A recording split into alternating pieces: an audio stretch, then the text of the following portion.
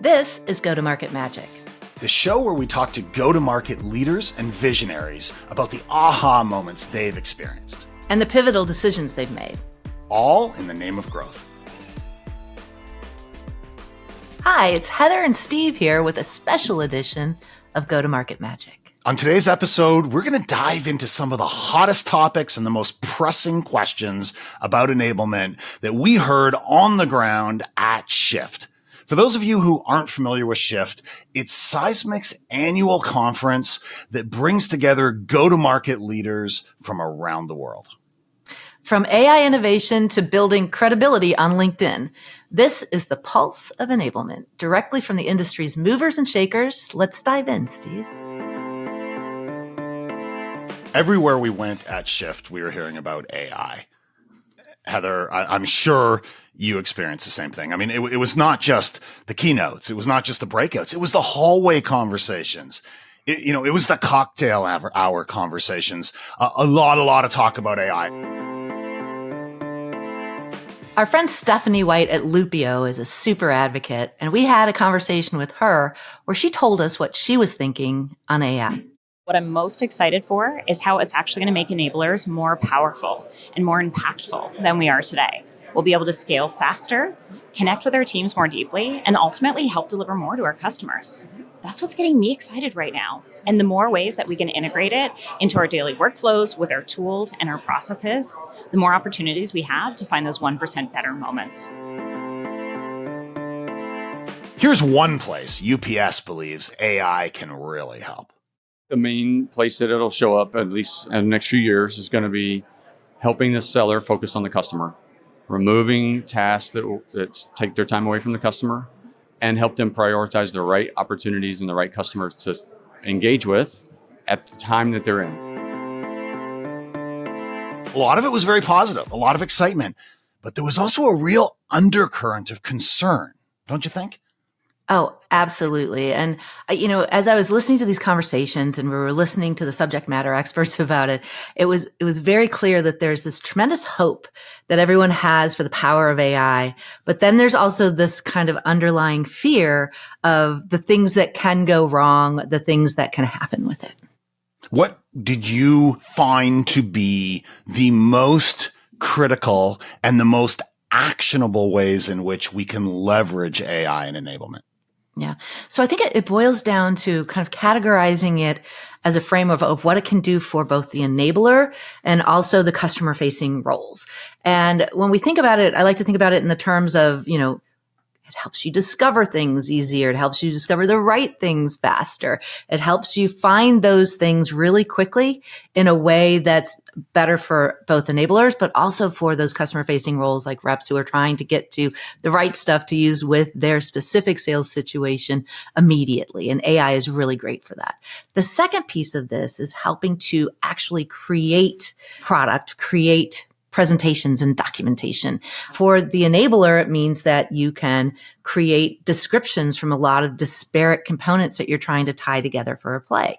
And for a rep, it means that you can create a presentation. It knows where to pull from and what to get, which slides, which components into the slides that make sense for your specific situation, that specific opportunity with that specific persona in that specific industry, and being able to really hone in on what is going to work in this situation and what hasn't really worked in the past, and maybe present the stuff that really is going to make a difference. So efficiency and productivity per rep was obviously a big part of that. Yeah, it definitely is, because it can help the reps prepare faster. They spend so much time actually preparing for meetings and following up from meetings, and very little time actually in front of customers.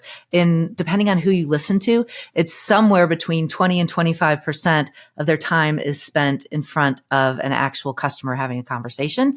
And the rest of the time, almost the whole rest of the time, except for some really serious non-customer facing admin stuff, is spent either preparing for that meeting or following up for that meeting. So the biggest area of opportunity for any productivity for sales and customer facing roles is that preparation and that follow-up piece of it, for sure. Here's what's top of mind for Bank of America.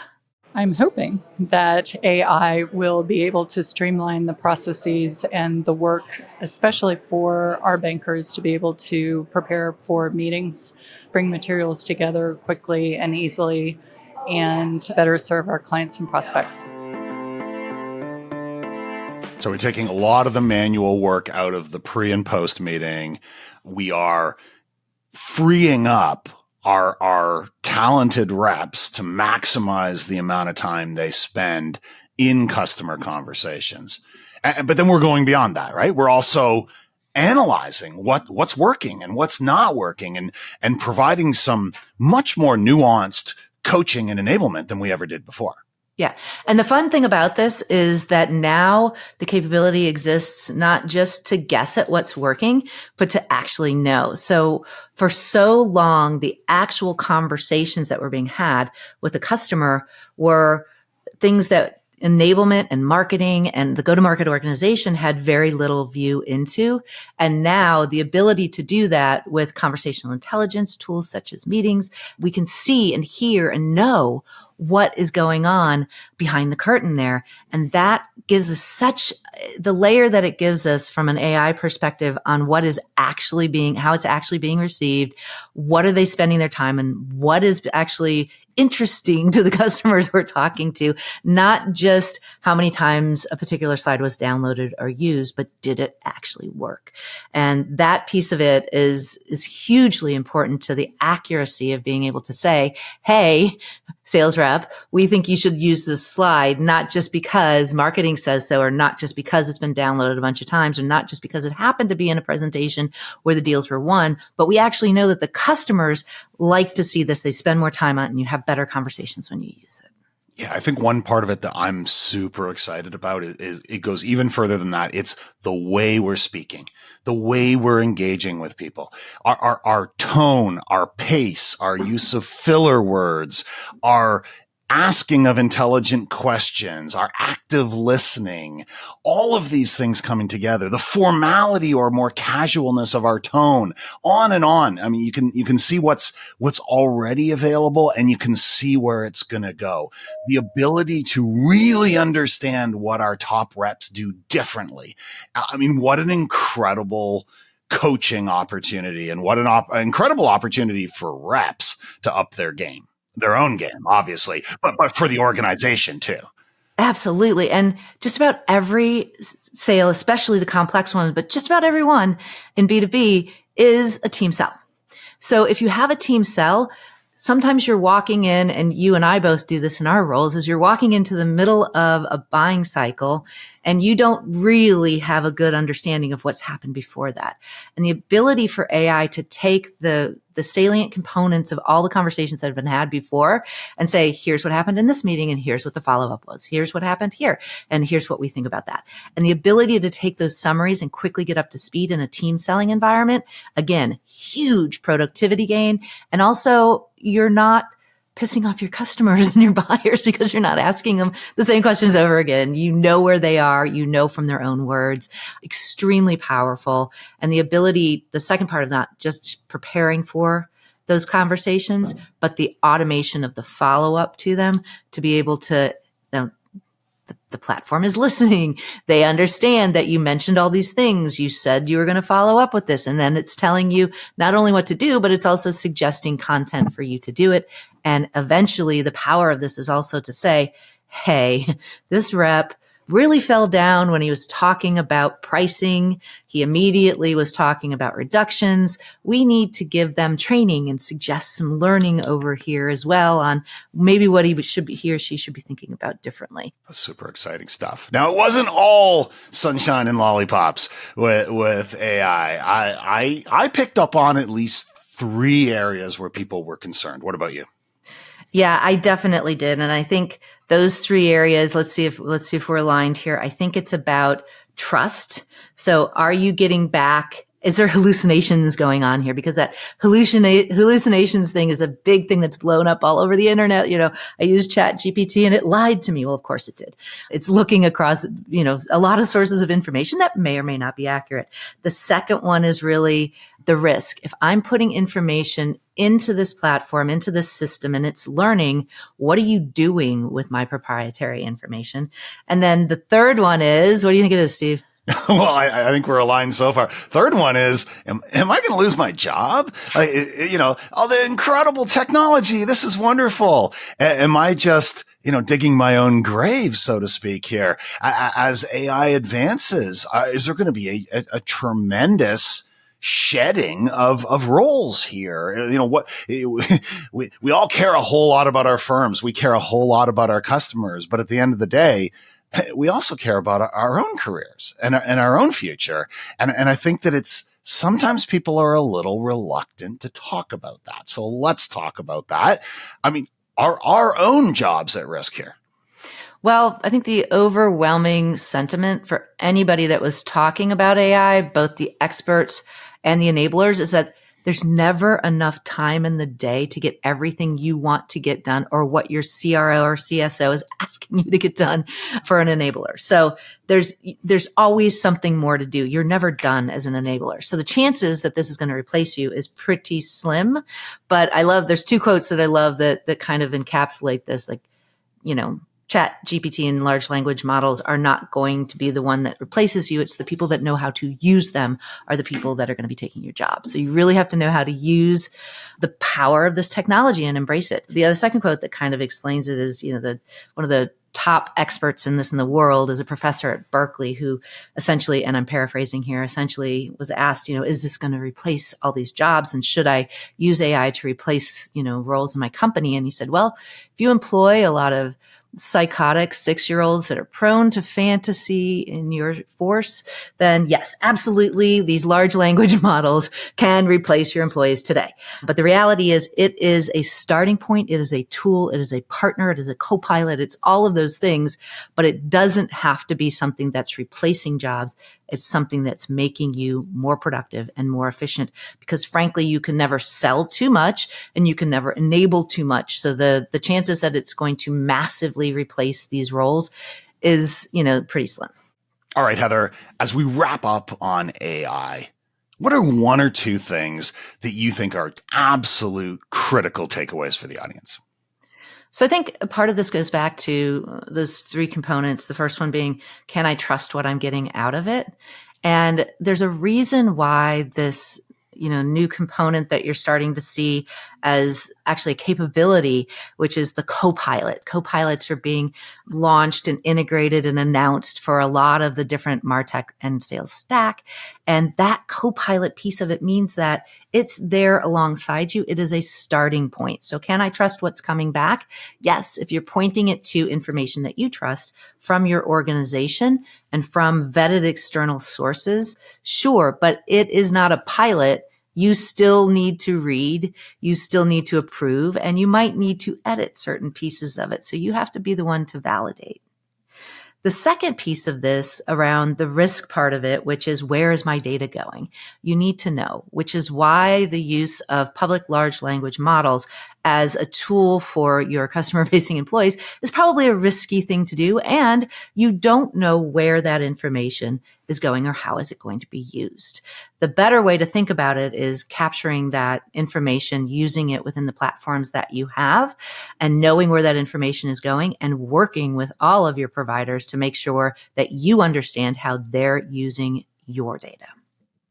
And I would just add on the more personal side and the career management side, get in there and start playing around.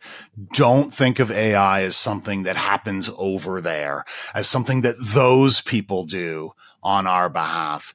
It's something that we're all going to be doing. You think about all the different things around mobile communication and digital communication, all these things, they have become part of everybody's job. And AI is going that way. So I think it's really critical that regardless of our role, we get in there and we start playing around. And we don't need to be experts yet. Maybe in time we will be. But for today, we just need to not be afraid. And we need to not be completely on the outside looking in.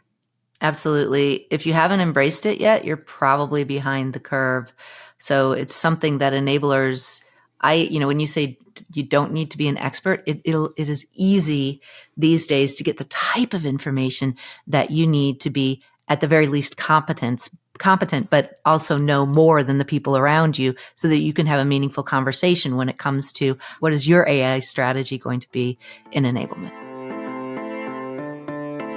So another really hot topic that we were hearing was around social selling. And some people prefer to call it social engagement because, maybe you're not actively selling on say LinkedIn. But Steve, I know this is an area that you're passionate about. Tell me what you were hearing out there. I am passionate about it, Heather, indeed, whether you call it social selling, social networking, social reputation building, employee advocacy, or anything else. I'm not the only one who's passionate about it. Madison from Experian had some interesting comments on that. Experian is a big proponent of LiveSocial. We're really trying to grow the adoption with it. And we've had a lot of feedback from our sales users that they are actually using LiveSocial to not only build their brand on LinkedIn, but to also use it for growing and gaining leads to then sell to. So Steve, why is this something that enablement specifically should care about? Because enablers have a real opportunity to lead. Some of the most successful social selling programs that we're seeing are being largely, if not entirely, led by enablement. Sometimes in a great partnership between enablement and sales leadership. And the number of times I've been in a conversation where someone has brought up social and someone else says, oh, you need to go to talk to marketing. I think those times are changing. And I think we're recognizing that marketing plays, of course, a critical role in corporate brand marketing on social, but the human side of it, of enabling and empowering thousands of your people to really show up and speak up on social in positive ways, to build their reputations, to build their networks and their relationships, to build trust at scale. And it's really powerful. I mean, as a seller, you can't blow up people's email every day. If you do those things, people are going to put up walls to keep you away. But you can be seen on social every day. You can be heard. You can be understood. You can start to pull people towards you. So Steve, one of the things that I see enablement's core responsibility is to make the role of the sales rep specifically easier and to make them look good in front of the customers. And when I have a sales rep reach out to me and try to sell me something, where's the first place I go to go figure out who this person is? You go to their LinkedIn profile, and in most cases, it's not very good, is it? No. And I really do rely on that, as many buyers do, to understand who this person is and are they really somebody that can help me? The last thing I do is I make sure that they're not trying to actively sell to me on LinkedIn when they don't know me. So Absolutely. When we say social selling, talk a little bit about that. It's so much more about social reputation and relationship building rather than selling on social. It's when you do these things right, it leads to your ability to sell rather than coming at it with a short-term, immediate transactional approach. And let's start where you said about the LinkedIn profiles. Most sellers' LinkedIn profiles are awful. They really are. They're boring lists of where they used to work. In some cases, it's even worse. In some cases, they're brag sheets.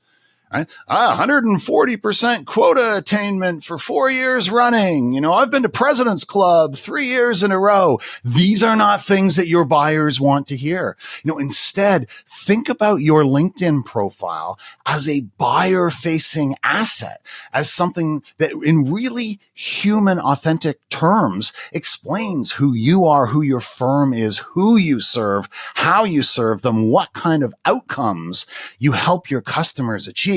Now, when I go check out on LinkedIn, I'm going to be far more likely to be willing to engage with you. So yes, profiles are the absolute foundation of getting it right. But then you got to go beyond that, and you've got to start sharing some content that signals to your buyers and your intended future buyers that you understand their world, you care about their world, you've got something to say about their world, and that you're not just a cheerleader for your firm.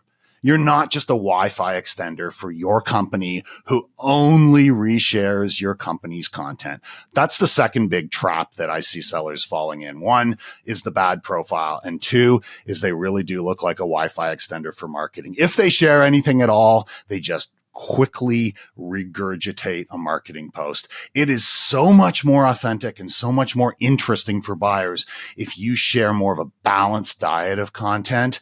That is, some of it is your company's content. Yes, absolutely. But it's also industry content. It's content from news media, and perhaps it's some content that you are creating yourself that educates and inspires and helps your intended audience. That's how you rise above the noise. And that's how you become the seller that they actually want to talk to.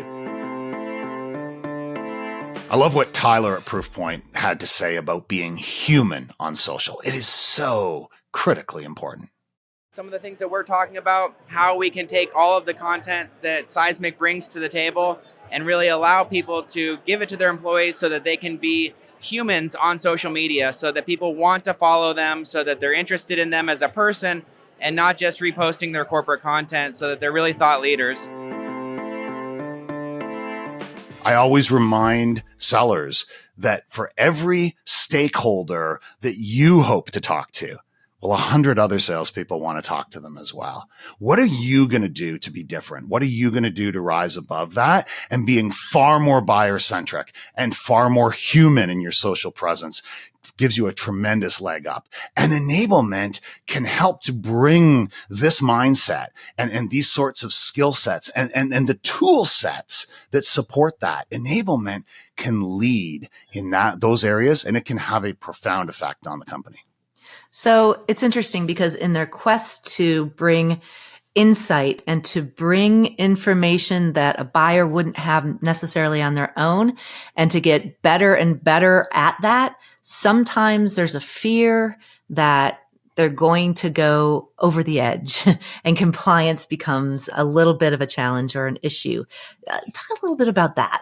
That's a very real concern, especially in a regulated industry. It's honestly much, much less of a concern in technology and other non-regulated industries. I mean, we already trust our people on the phone. We trust them on emails. We trust them to go to conferences and talk to people. We trust them in all sorts of ways. We need to realize that social is not fundamentally different from that. But in financial services, in regulated industries, it is. It really is different, and it does present real risk for the firm. And the good news is that doesn't have to stop you. There are tools out there, some of which we are partnered with here at Seismic, that can do an incredible job of creating the sort of guidelines or guide rails that keep your people safe and keep your firm safe and keep people out of trouble while still enabling them to be active and human in their engagement. Just to wrap it up, if I'm an enabler, I know my reps are out there. Maybe they are just being extenders. Maybe they're posting things. Maybe I wish they didn't. How do I get started? What are the first steps that I need to help reel this in and become more of a resource and potentially also become somebody who is managing this process? I think starting with mindsets, as I said before, is always critical. A lot of enablers and others in this space make the mistake of jumping straight to tactics and tools. And that's not the road to victory here. You really need to start with the mindsets. What I usually do is I start with helping sellers to really appreciate how busy and noisy their buyer's world is, how much outreach they get, how often their phone is ringing, how many emails they're getting, and really getting them to realize that if those are the only tools in your kit, you're just adding to the noise. You're not rising above it. And get them excited about the possibility of becoming more of a magnet that's going to pull the right people towards them at the right time and in the right ways. And that kind of creates the motivation to do more. And then we kind of move into the skill sets around, building better profiles and thinking through a good content strategy of what to share and when and how to share it. And we really talk through how we're going to rise above the noise, build those reputations and build that network. And then celebrating success. In every firm, there's already a few people who are doing this really well.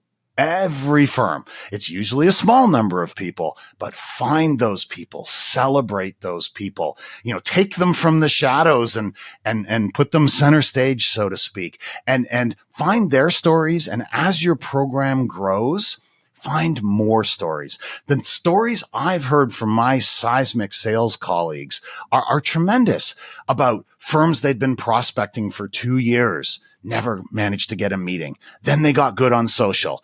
And now they're getting those meetings, about the relationships they're building, the referrals they're getting. Oftentimes people exclusively focus on data. And as important as data is, I think it's a big mistake to stop there. There already are stories within your firm about people who are achieving great things on social. Find those people, find those stories. They're going to be the foundation of a growing movement. That's great advice. And I also, for those enablers who think, well, I'm not quite sure this is my sandbox or my cup of tea, I also see it as a tremendous area. Those who are really good on social are also learning as they're gathering the types of information they might want to share.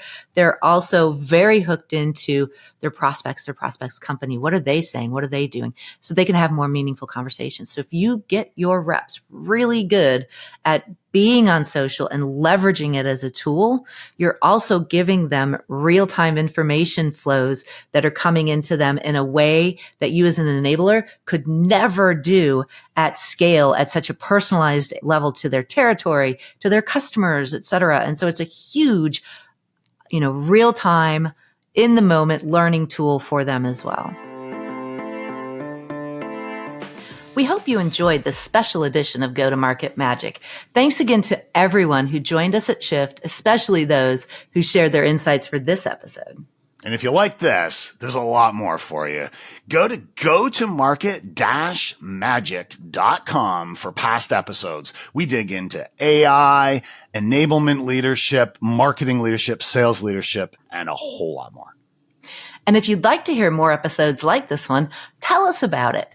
Leave us a note on the website, Seismic's YouTube channel, or on LinkedIn. Thanks, and we'll see you next time. If you enjoyed this episode, follow the show on YouTube or your favorite podcast app. And check out go-to-market-magic.com for show notes and resources.